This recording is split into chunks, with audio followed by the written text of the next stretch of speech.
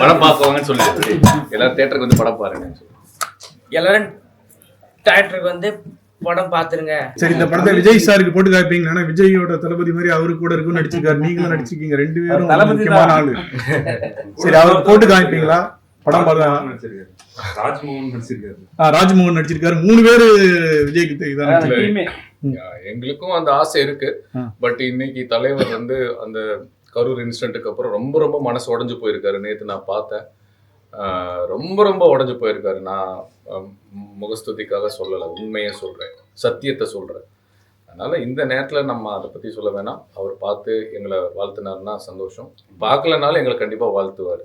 தமிழ் நீங்க வருங்காலத்தில் எப்படி நிறைய ஹீரோவை நடிப்பீங்கன்னு தெரியும். ஒரு ஆக்ஷன் படமோ அடுத்து வருங்காலத்தில் இருக்கும்போது நீங்க சிகரெட் பிடிக்கிற காட்சியில் நடிப்பீங்களா?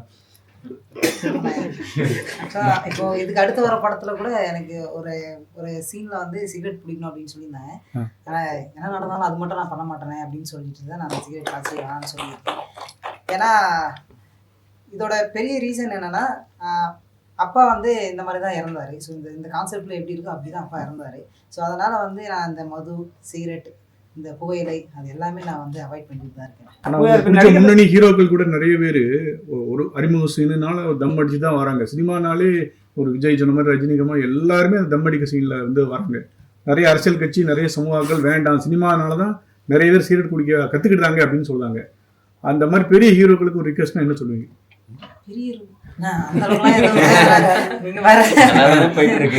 என்னோட முதல் படம் இது, பெரிய அனுபவம் கிடையாது. ஏதாவது தவறுகள், சிறு சிறு தவறுகள் இருக்கலாம் கண்டிப்பாக. அதை நீங்கள் தான் பெரிய பண்ணாமல் என்னோடய லைஃப் ஒரு நல்ல விஷயத்த சொல்ல வந்திருக்கோம். அதனால் மக்களாகிய நீங்களும், மீடியாவை நீங்களும், உங்கள் 2 பேரை நம்பி தான் இந்த படம் எடுத்திருக்கோம். மக்களுக்கு சேர வேண்டியதை சேர்க்க வேண்டியது உங்களோட கடமை. தேங்க்யூ. நல்லா போட்டீங்க. வெல்டர் வந்து வெல்டிங் நல்லா அருமையாக பண்ணிருக்கீங்க.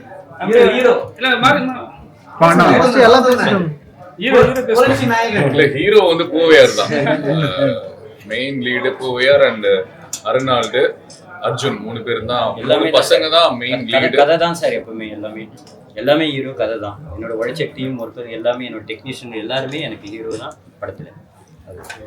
நான் இந்த படம் கமிட் ஆனதுல இருந்து இன்ன வரைக்கும் அதை தான் சொல்லிருக்கேன், பொது உடைமை.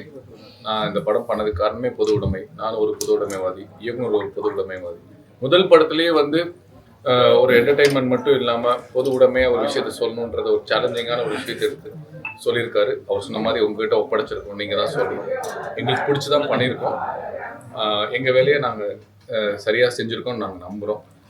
அண்ட் இந்த படம் எகெயின் நான் இதுதான் டேக்லைனாக நான் நிறைய சொல்லிகிட்டே இருக்கேன். அதிகார துஷ்பிரயோகம் பண்ணுற ஒரு தொழிலதிபர், அரசியல்வாதியை எதிர்த்து, அதிகார துஷ்பிரயோகம் பண்ணுற ஒரு போலீஸ் அதிகாரி எதிர்த்து கேள்வி கேட்குறவன் தான் ராம் அப்துல்லா ஆண்டனி. அண்ட் இந்த படம் இப்போ நீங்கள் ப்ரெஸ் பீப்புள் பார்த்துருக்கீங்க, நீங்கள் தான் கொண்டு போய் மக்கள்கிட்ட சொல்லணும் உங்களுடைய உண்மையான நேர்மையான கருத்துக்களை. சார் சொன்ன மாதிரி தவறாக இருந்தால் எங்ககிட்ட சொல்லுங்கள், திருத்திக்கிறோம். அண்ட் இது ஒரு சர்ப்ரைஸ் இருக்குது, அந்த சர்ப்ரைஸ் மட்டும் நீங்கள் வந்து ரிவீல் பண்ண வேண்டாம்னு ஒரு சோசியல் மெசேஜ் சோசியல் மெசேஜ் ஒன்று நல்லா பண்ணி சொல்லுங்க.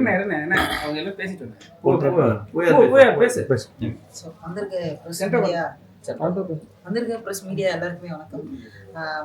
நான் சொல்ல வேண்டியது எல்லாமே வந்து இவங்க சொல்லிட்டாங்க.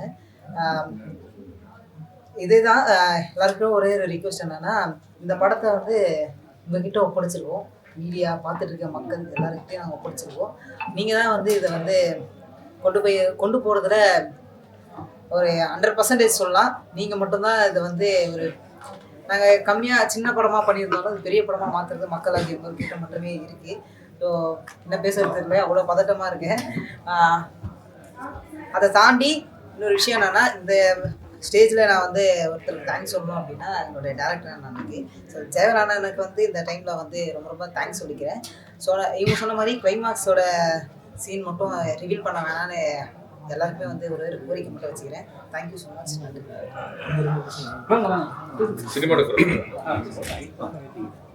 வணக்கம். இந்த படத்தோட கேமராமேன். இந்த படம் வந்து லைவாக பண்ணியிருக்கோம், பார்த்துருப்பீங்க. லைட்டிங்லேருந்து எல்லாமே வந்து லொக்கேஷன்ஸ்லேருந்து எல்லாமே வந்து மெனக்கெடுதல் நிறைய, தேடுதல் நிறைய இருந்தது. இல்லை இந்த லொக்கேஷன்ஸ்லேருந்து எல்லாமே இந்த மெனக்கெடல்லாம் டைரக்டர் தான் சேரும்.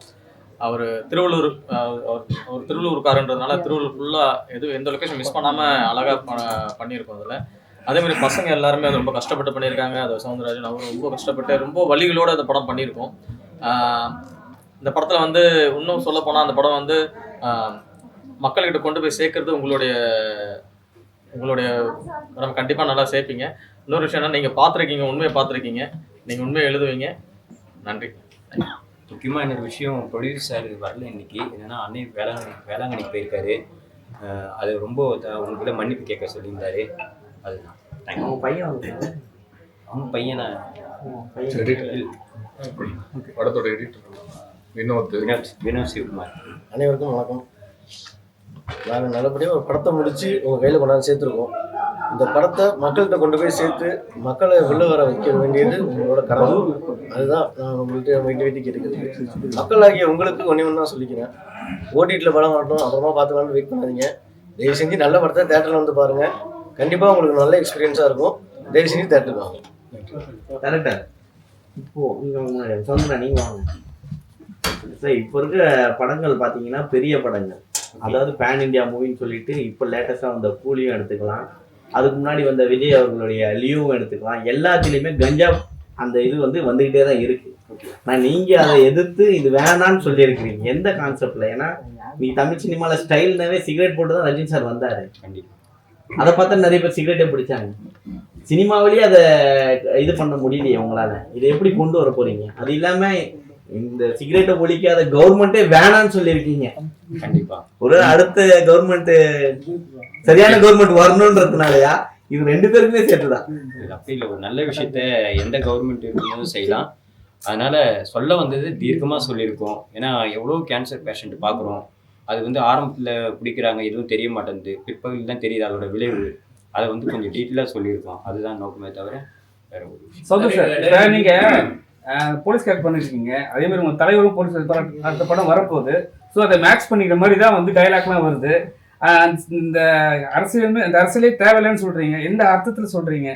நாங்கள் எடுத்துக்கிறது எந்த அரசியல் தேவை? இப்போ இருக்கிற அரசியலே தேவையில்லைன்னு சொல்லிட்டு படத்து டைலாக்கே வருது. இது நான் நடிச்சிருக்கேன். இன்னொன்று, இந்த படம் 2 வருஷத்துக்கு முன்னாடி ஷூட் பண்ண படம். ஜனநாயகன் இப்போ தான் வந்திருக்கு.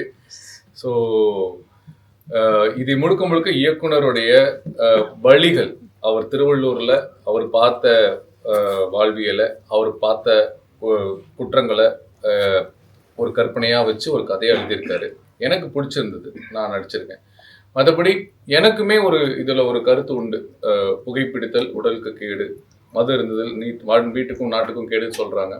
அது இதனால நிறைய குடும்பங்களை இழந்தவங்களுக்கு தான் தெரியும் இதனுடைய வழி. அதனால அவருடைய இது இருக்கவே கூடாதுன்னு சொல்றாரு. அதுக்கான ஒரு ஜஸ்டிஃபிகேஷன் சொல்லியிருப்பாரு. இது ஒரு தனி மனிதனா நம்ம எடுக்க முடியாது, எல்லாரும் சேர்ந்து முடிவெடுக்க வேண்டியது. அதனால அது அரசியல் மாற்றங்கள், நிறைய அரசியல் தலைவர்கள் சேர்ந்து மக்களுக்கும் சேர்ந்து அது பண்ணணும். மேலை நாடுகள்லாம் லீகலாக இருக்கு. நிக்கோட்டின் லெவலை கம்மி பண்ணலாம். இல்லை இந்த மாதிரி குடிசை தொழில், இந்த மாதிரி பீடி சுற்றுறவங்களுக்கு சேஃப்டி இது பண்ணி இதை பண்ணலாம் அப்படின்றது என்னுடைய தனிப்பட்ட கருத்து. ஸோ அதை உட்காந்து பேசி மக்களுக்கு எது நல்லதோ அப்படி பண்ணக்கூடிய ஒரு ஆட்சியும் அப்படி பண்ணக்கூடிய ஒரு தலைவர்களும் வரணுன்றது தான் இந்த படத்தோட நோக்கமும். அதான் அவர் சொல்றாரு. டைரக்டர், ஒரு கொஸ்டின். இந்த படத்துல நீங்க அதாவது படம் பார்த்ததுக்கு அப்புறம் நான் புரிஞ்சுக்கிட்டது, நீங்க படத்துல பயன்படுத்தின ஒரு கூர்மையான ஆயுதமா நான் நினைக்கிறது திருக்குறள். அந்த ஐடியா எப்படி உங்களுக்கு தோணுச்சு? திருக்குறள், அந்த பையன் அடிக்கடி திருக்குறள் சொல்லுவாங்க. கண்டிப்பா அதுதான் அந்த கரெக்டா அந்த கிளைம். இது இல்லைன்னா உங்களுக்கு தெரியாத ஒன்றும் இல்லை. திருக்குறளில் எவ்வளோ பொருட்கள் இருக்குது, அதில் எவ்வளோ அர்த்தங்கள் இருக்குது. இது எளிமையாக மக்கள்கிட்ட போய் சேரது என்னென்னா லோக்கல் ஸ்லாங்கில் சொல்லலாம், வேறு எந்த ஸ்லாங்னாலும் சொல்லலாம். ஆனால் இந்த திருக்குறள் மட்டும்தான் அப்பத்துலேருந்து இருக்குது, இப்போ இல்லை எப்பவும் இருக்கும். அதை அழிக்கவும் முடியாது, அதோட வார்த்தைகளும் அழிக்க முடியாது. அந்த ஒரு காரணத்தினால்தான் திருக்குறளை மையப்படுத்தி இந்த ஒரு விஷயத்த அந்த மெத்தடில் சொல்ல வந்தேன் நான். சார், மண்ணுக்கும் மக்களுக்கும் சொல்லிட்டு அண்ணன் இது பண்ணுறாரு. நிறைய சோசியல் மீடியாலாம் பண்ணியிருக்காரு, இயற்கை வளம்லாம் சொல்லியிருக்காரு. அவர் சூஸ் பண்ணிட்டு சார் ரொம்ப நாள் ஆச்சு. ஏன்னா சுந்தரபாண்டியனுக்கு அப்புறம் சவுந்தரண்ணன் எங்க அப்படின்ற மாதிரி மலையாளத்துல போயிருந்தாரு. இப்ப பார்த்தா திரும்ப வந்திருக்காரு. இதுல நல்லா கொடுத்துருக்கீங்க. இதுல செட் ஆகுதுன்னு எப்படி கண்டுபிடிச்சிங்க? கண்டிப்பா இது நான் பல நடிகர்கள் எனக்கு தேர்வு சொன்னாங்க. அதுல முக்கியமா பாத்தீங்கன்னா நான் பார்த்து ஒரு கேள்விப்பட்ட உடனே இது பண்ணிட்டேன். ஏன்னா ஒரு வெறித்தனமான ஒரு நடிகராகிறது, ஒரு தன்னை எல்லாருக்கும் வாய்ப்பு கொடுத்தாதான் ப்ரூவ் பண்ண முடியும். அந்த ஒரு விஷயத்துல அவரோட ஏக்கங்களை நான் பல இன்டர்வியூல எனக்கு பார்த்துருக்கேன் நான். ஆனா சரியான ஒரு கரெக்டான ஒரு கொடுக்கலாம் அப்படின்னு சொல்லி தான் தீர்வு பண்ணேன். என் கதைக்கு ஏற்ற கருடன் வந்து சவுந்தர் பிரதர் தான், அதுல எந்த மாற்றமும் கிடையாது. எனக்கு அமைஞ்சது படத்துல வந்து ஃபுல் ஃபைட் வச்சிருக்கீங்க, இல்ல பெரிய ஃபைட்டு முத்த காட்சிலாம் வச்சதா சில பேர் நடிகர்னு சொல்லுவாங்க. அவர் என்ன சொன்னாரு? அதெல்லாம் எதுவும் கதை கேட்கவே இல்லை, அந்த பக்கமே போற வேலையே இல்லை நம்மளுக்கு. நம்ம ஏன் நடுராத்திரில சுடுகாட்டுக்கு போனோம்? அந்த மெத்தட்ல தான் எடுத்து வச்சிருக்கோம். சொல்ல வந்ததை ரைட்டா மக்களுக்கு ஸ்ட்ரெயிட்டாகவும் சொல்லணும், சுவாரஸ்யமா அப்படின்றதுக்காக தான். போயா சார் வாங்க.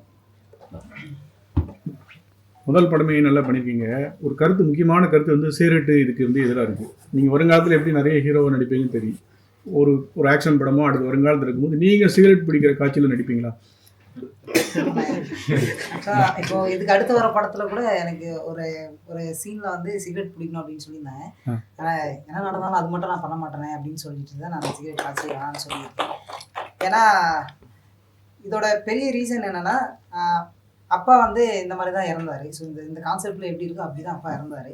ஸோ அதனால வந்து நான் இந்த மது, சிகரெட், இந்த புகையிலை அது எல்லாமே நான் வந்து அவாய்ட் பண்ணிட்டு தான் இருக்கேன். ஆனால் முன்னணி ஹீரோக்கள் கூட நிறைய பேர் ஒரு அறிமுக சீனுனால தம் அடிச்சு தான் வராங்க. சினிமானாலே ஒரு விஜய் சொன்ன மாதிரி ரஜினிகமாக எல்லாருமே அந்த தம் அடிக்க சீனில் வந்து வராங்க.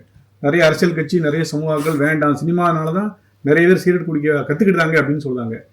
அந்த மாதிரி பெரிய ஹீரோக்களுக்கு ஒரு ரிக்வெஸ்ட்னா என்ன சொல்லுவீங்க? பெரிய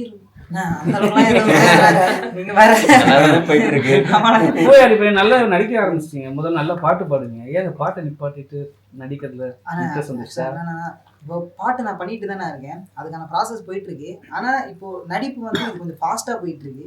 இப்போ அடுத்தடுத்த படங்களும் வந்துட்டு இருக்கு, இந்த படமும் வந்துட்டு இருக்கு. கதாநாயகன் இல்லைன்னா கதையோட நாயகனா பண்ணியிருக்கேன். அதான் இது அடுத்தடுத்த படங்களும் வந்துட்டு இருக்கு. அதில் வந்து எனக்கு கொஞ்சம் டைம் கிடைக்கல. கிட்டத்தட்ட எனக்கு ஒரு சாங் எடுக்கணும்னா ஒரு 3 மந்த் கிட்ட ஆகும். எனக்கு அந்த 3 மந்த் ஃப்ரீயாக இருந்தால் தான் அந்த சாங் பண்ண முடியும். பண்ணால் பெரிய படம்ன்றவங்க பெரிய பாட்டாக பண்ணணும் அப்படின்னு சொல்லிட்டு ஒரு இண்டிபெண்ட்டாக பண்ணுவோம். ஏன்னா இப்போ இருக்க ஜென்ரேஷன் வந்து சிம்பிளாக முடிச்சிடுறாங்க. அது எனக்கு வேணாம், நான் தனியாக காமிக்கணும் அப்படின்னு சொல்லிட்டு தான் வந்து நான் இண்டிபெண்ட்டாக பண்ணலாம் அப்படின்னு சொல்லிட்டு வெயிட் பண்ணிட்டு இருக்கேன். எத்தனை படம் பண்ணிட்டு இருக்கீங்க ஹீரோ? அது வேணாண்ணே. சரி, இந்த படத்தை விஜய் சாருக்கு போட்டு காப்பீங்க. விஜயோட தளபதி மாதிரி அவரு கூட இருக்கும் நடிச்சிருக்காரு, நீங்களும் நடிச்சிருக்கீங்க, 2 பேரும் முக்கியமான ஆளு. சரி, அவர் போட்டு காமிப்பீங்களா? படம் ராஜ்மோகன் நடிச்சிருக்காரு, 3 பேரு விஜய்க்கு இதான். எங்களுக்கும் அந்த ஆசை இருக்கு. பட் இன்னைக்கு தலைவர் வந்து அந்த கரூர் இன்சிடென்ட்டுக்கு அப்புறம் ரொம்ப ரொம்ப மனசு உடஞ்சு போயிருக்காரு. நேற்று நான் பார்த்தேன், ரொம்ப உடஞ்சு போயிருக்காரு. நான் முகஸ்துதிக்காக சொல்லலை, உண்மையை சொல்கிறேன், சத்தியத்தை சொல்கிறேன். அதனால் இந்த நேரத்தில் நம்ம அதை பற்றி சொல்ல வேணாம். அவர் பார்த்து எங்களை வாழ்த்துனாருன்னா சந்தோஷம், பார்க்கலனாலும் எங்களை கண்டிப்பாக வாழ்த்துவார். தமிழ் சினிமாவில் சிகரெட்டை நிறுத்தியிருக்காங்க தெரியுமா? யாரார் நிறுத்தினாங்கன்னு தெரியுமா? எந்தெந்த ஆக்டர்னு தெரியுமா? சிவகார்த்திகேயன், தனுஷ், கார்த்திக் 3 பேரும் அவங்க படத்தில் சிகரெட் அடிக்க மாட்டேன்னு சொல்லி படத்தில் நடிச்சுட்டு இருக்காங்க. ஸோ அதை கூட நீங்கள் சில இடத்துல காட்டியிருக்கலாமோன்னு தோணுச்சு. ஏன்னா இன்னைக்கு எல்லாருமே அதான் மாசின்னு தொடங்கினாவே வாயில் சிகரெட் வச்சுக்கிட்டு ரஜினி சார்லேருந்து எல்லாருமே கொண்டு வராங்க. ஸோ ஒருவேளை படத்தில் சினிமாவை தான் அதிகமாக வெளியில் ப்ராஜெக்ட் அதிகமாக எல்லாருமே பார்க்கக்கூடியது. ஸோ அதை நீங்கள் காமிச்சிட்டு அதை நிறுத்தலாம் அப்படின்னு சொல்லியிருக்கலாமே. ஏன்னா கவர்மெண்ட்டை சொல்கிறதுக்கு பதில் கூட இந்த கவர்மெண்ட்ல கதை வந்து அவங்கள பற்றி சம்மந்தப்பட்டது இல்லை. இது முழுக்க பார்த்தீங்கன்னா உண்மை சம்பவம் போல தான். நான் திருநெல்வேலி மாவட்டத்தில் போயிருக்கேன். போயிட்டு இது எல்லாமே நான் அனலைஸ் பண்ணியிருக்கேன். அந்த ஒரு பீடி 1000 பீடி சுற்றினா எவ்வளோ பணம் வரும்? 200 வரும். அதுலேயும் பார்த்தீங்கன்னா டேக்ஸ் எல்லாமே போயிட்டுனா 165 ரூபா மட்டும் தான் அவங்க கைக்கு வருது. இதுக்காக வந்து அதோட பின்விளைவு தெரியாமல் ஒரு விஷயம் பட்டிருக்காங்க. இது இல்லைன்னா எவ்வளோ விஷயம் இருக்குது. அதனால தான் நான் அவ்வளோ டீட்டெயிலாக சொல்ல வரேன். டேரக்டர் சார், இஸ்லாமிய தோழர் பண்ணாத விஷயத்த நீங்கள் வந்து படத்தில் ஒரு காட்டியிருக்கீங்க. அது எவ்வளோ எதிர்ப்பு வரும்னு தெரியுமா? அது தெரிஞ்சால் பண்ணீங்களா? சொல்லுங்க. முன்னாடி வந்து ரிவீல் பண்ணாதீங்க. இஸ்லாமியர் சார் பண்ணாத ஒரு அந்த வார்த்தையோட சொல்ல மாட்டாங்க. அது ஆக்சுவலி அது இவர் ரிசர்ச் இல்ல, இப்போ இவர் அதை வந்து ரிசர்ச் பண்ணி இந்த படத்துல கற்பனையா தான் பண்ணியிருக்காரு. எதுவுமே இதுல உண்மை கிடையாது. இந்த படம் முழுக்க இவருடைய பொது சிந்தனையும் வழிகளையும் ஒரு கற்பனையான ஒரு கதையா திரைக்கதையை அமைச்சு கொடுத்துருக்காரு. அது ஒரு சில தவறுகள் இருந்தா மன்னிச்சுக்கன்னு முன்னாடியே சொல்லிட்டாரு. நம்ம அதை கற்பனை யாராவது மனசை புண்படுத்திருந்தா நானும் சேர்த்து மன்னிப்பு கண்டிப்பேன். ஹேர் ஸ்டைல் நல்லா இருந்தது. வருங்கால படங்கள்ல அந்த ஹேர் ஸ்டைல கண்ணி பண்ணுவீங்களா? அந்த சில சீன்லாம் ரொம்ப நல்லா இருந்தது. அந்த டான்ஸும் நல்லா இருந்தது. சொல்லுங்க. ஹேர் ஸ்டைல் வந்து நான் அப்பத்துல இருந்து சின்ன வயசுல இருந்து இப்போ வரைக்கும் ஒரே ஹேர் ஸ்டைல் தான். இப்போ கூட அதே ஹேர் ஸ்டைல்ல தான் இருக்கேன். சரி. அதுல வந்து நான் அந்த முடி தூக்கி போடுறது உங்களுக்கு தனியா காமிச்சிருக்கலாம். அதுக்கு வந்து அண்ணன் தான், ஏன்னா ஒருத்தருக்கு ஒரு மேனரிசம் அதில் வச்சிருப்பாரு. ஸோ அது முடி தூக்கி போடுறதுன்னு அவங்க தனியா தெரிஞ்சுக்கலாம். நான் அப்பத்துல இருந்து ஒரே ஹேர் ஸ்டைல் தான் நான் இல்லை வருங்காலத்தில் கெட்டப் மாற்றணும், ஒரு போலீஸ் கேரக்டர் நடிச்சிங்கன்னா அந்த மாதிரி வைக்க முடியாது இல்லையா? ஆமா கரெக்ட். அப்ப வேணும்னா கட் பண்ணி அதுக்கு இப்போ வர படம் இப்போ இருக்க சுச்சுவேஷன்ல படங்கள் வந்து தேட்டர் வந்து கிடைக்கிறதே இல்லை. அதே போல தேட்டர் கிடைச்சாலும் பெரிய படங்கள் முன்னிக்கிட்டு வந்துட்டு நம்ம படத்தை வந்து உள்ள வராத அளவுக்கு தடுத்துடுது. உங்களுக்கு கரெக்டான நேரம் அமைஞ்சிருக்கு, ப்ரொமோஷன் இல்லாம நிறைய படங்கள் வெளியே போயிருக்கு. இந்த படத்துக்கு எந்த மாதிரி ப்ரொமோஷன் பண்ண போறீங்க? மக்கள் தான், மீடியா தான், நீங்க தான். வேற எனக்கு உங்களை விட எனக்கு ப்ரொமோஷன் உண்மையிலே இல்லை. எனக்கு உண்மையை உரைக்க சொல்றது வந்து பத்திரிக்கை மட்டும்தான். அதை நம்பி தான் முழுக்க முழுக்க இருக்கேன். சேர வேண்டிய இடத்துல சேர்த்துருக்கேன். சேர்க்க வேண்டியதை நீங்க சேர்க்கணும் கண்டிப்பா சார். அதே மாதிரி பேனர்ல அகேன்ஸ்ட் த வால் போட்டு ராம் அப்துல்லா ஆண்டனி போட்டிருக்கீங்க. எதை மென்ஷன் பண்றதுக்காக சொல்லிருக்கீங்க? எதுவும் இல்லை. அந்த ஜெகத்தினை எதிர்த்து வந்து மேல போட்டு பாருங்க, ஜெகத்தினை எதிர்த்து ராம் அப்துல்லா ஆண்டனி. சார் அதே மாதிரி வந்து திருக்குறள் வந்து ஒரு மென்ஷன் பண்ணிருக்கீங்க. அது வந்து ராம்ன்ற கேரக்டரை வச்சுதான் பண்ணிருக்கீங்க. ஏன் வந்து ஒரு அப்துல்லாவோ ஒரு ஆண்டனியோ வச்சு நீங்க ஏன் சொல்ல வைக்கல? இல்ல இது பொதுவா ஏன் எப்பவுமே அந்த ஒரு கேரக்டர் வந்து ப்ரொஜெக்ட் பண்ணிருக்கீங்க. ஓகே அது காமனா இருக்கணும்ன்றதுக்காக பண்ணிருக்கீங்க. ஏன் அந்த ராம் கேரக்டர் மட்டும் தான் திருக்குறள் சொல்லணுமா? அப்துல்லாவோ ஆண்டனியோ செய்யணும்லாம் எதுவும் கிடையாது. ஒருத்தர் மூலக்காரன், ஒருத்தர் வேலைக்காரன், மொத்தம் 2 பேரும் அதுல 3 பேருக்கும் ஒவ்வொரு டேலண்ட்டை காமிச்சிருப்பேன் நானு. அதுதான் ஒருத்தர் மூலக்காரன், ஒருத்தர் வந்து ஐடியா பண்ணுவான், ஒருத்தர் வேலைக்காரனா அந்த பாய். நீங்க எவ்வளவு பெரிய மூலக்காரன்? அந்த மூலக்காரனவோ வந்து அப்ரிஷியேட் தாங்க பண்றேன் ஐயா, உங்களை அப்ரிஷியேட் தான் பண்றேன். போயார் அடுத்து யாரு கூடயாவது ஹீரோயின் கூட ட்வீட் பண்ணணும்னு ஏதாவது மனசுல ஆசை இருக்கு? ஏதாவது பிடிச்ச ஹீரோயின்? அவனுக்கு நிறைய கேர்ள் ஃப்ரெண்ட்ஸ் இருக்கு. நான் எங்கேயே பாத்துட்டேன். எங்க அக்கானா என்னடா நீங்க? சரி நாங்க சொல்லவே இல்லப்பா, நீயே தான் சொன்னீங்க. அதுதானே நீங்க பாத்துட்டீங்கன்னா நான் ஒருத்தவங்க மாட்டி விட்டீங்க. பிடிச்ச ஹீரோயின் யாராவது சொல்லுங்க. யாரு கூடயாவது நடிக்கணும்னு ஆசை இருக்கா? அந்த மாதிரி எதுவும் இல்ல சொல்லியிருக்கான் ஆனா சொல்லக்கூடாதுன்னு சொல்லிட்டான். பரவாயில்ல கூச்சப்படாதீங்க, சொல்லுங்க. நல்லா இது மாதிரி எதுவுமே சொன்னது அந்த இல்ல. விசுவாசம் படத்துல அஜித் சார் பொண்ணு வருது இல்லையா? அவங்க பேர் என்ன?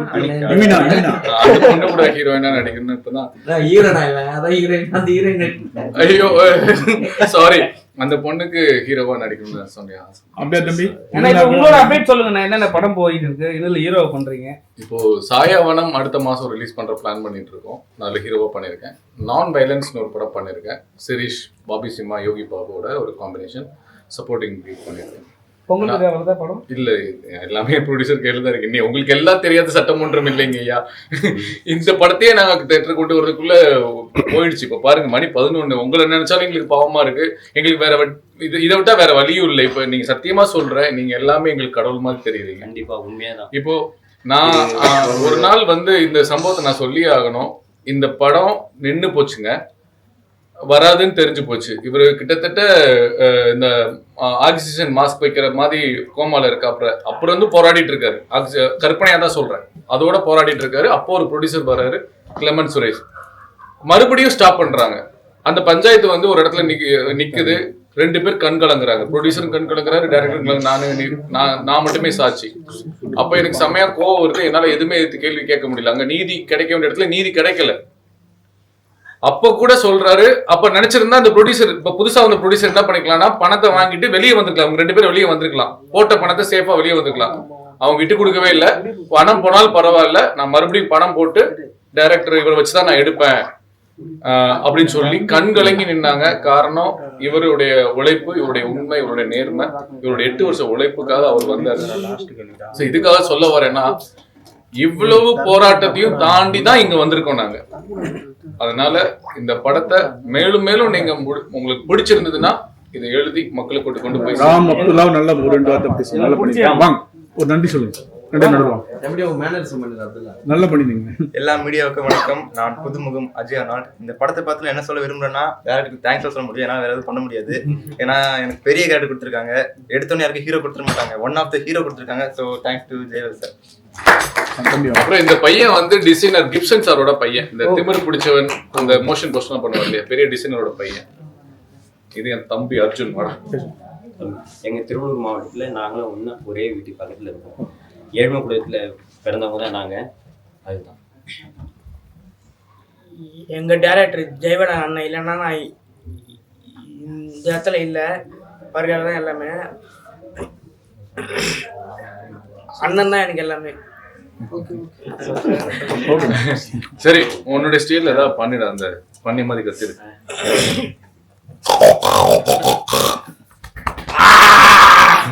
படம் பார்க்குவாங்கன்னு சொல்லி எல்லாரும் தியேட்டருக்கு வந்து படம் பாருங்க. எல்லாரும் தியேட்டருக்கு வந்து படம் பார்த்துருங்க. நன்றி, வணக்கம். நன்றி, வணக்கம். மீடியா எல்லாருக்கும் வந்து மீண்டும் மீண்டும் நான் கையெழுத்து இது பண்ணுறேன். நீங்கள் இல்லைன்னா நான் இல்லை. நான் லைஃப்பில் நான் மறக்க மாட்டேன். நீங்கள் தான் உண்மையை சொல்லணும். என்னால் எழுத முடியும், விஷயத்தை படைக்க தான் முடியும். இதை மக்கள்கிட்ட சேர்க்கறது நல்ல விதமாக உங்களை தான் நம்பியிருக்கேன். நான் நல்ல விஷயத்தை நீங்கள் ஷேர் பண்ணி வேற ஒன்றும். Thank you very much. Love you all. பத்திரமா போயிட்டு வாங்க, போய் சாப்பிடுங்க.